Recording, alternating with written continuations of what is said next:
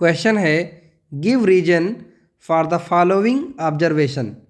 Use of synthetic detergents causes pollution of water. यानी कि जो सिंथेटिक डिटर्जेंट्स होते हैं उनके यूज से वाटर का पोल्यूशन क्यों होता है, इसका आपको रीजन बताना है। तो सबसे पहले हम ये जान लेते हैं सिंथेटिक डिटर्जेंट्स क्या होते हैं।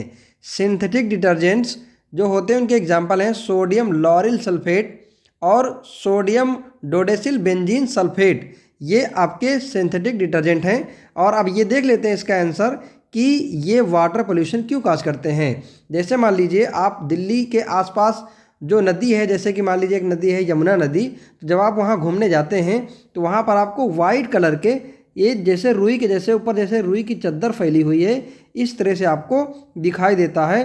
तो आखिर ये क्या है, ऐसा क्यों हो रहा है? तो चलिए इसके आंसर हम देख लेते हैं।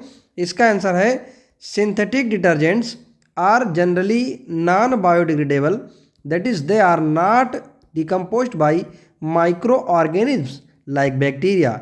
Hence, use of synthetic detergents causes water pollution in lakes and rivers। इसका मतलब ये है कि जो आपका सिंथेटिक डिटर्जेंट है वो जो माइक्रो ऑर्गेनिज्म होते हैं, यानी कि जो सूक्ष्म जीव होते हैं जैसे कि बैक्टीरिया, उसके द्वारा ये जैव अपघट्य नहीं किया जाता है, यानी कि नॉन बायोडिग्रेडेबल होता है, जिसकी वजह से नदियों में जाकर के इकट्ठा हो जाता है। और जहाँ भी सीवेज का पानी जिस नदी में जाकर के गिरता है तो वहाँ पर ये रुई के जैसे चद्दर के जैसे फैल जाता है, जिससे कि बैक्टीरिया डिग्रेडेबल नहीं कर पाते हैं। इसलिए क्या होता है कि वाटर जो है पोल्यूट हो जाता है।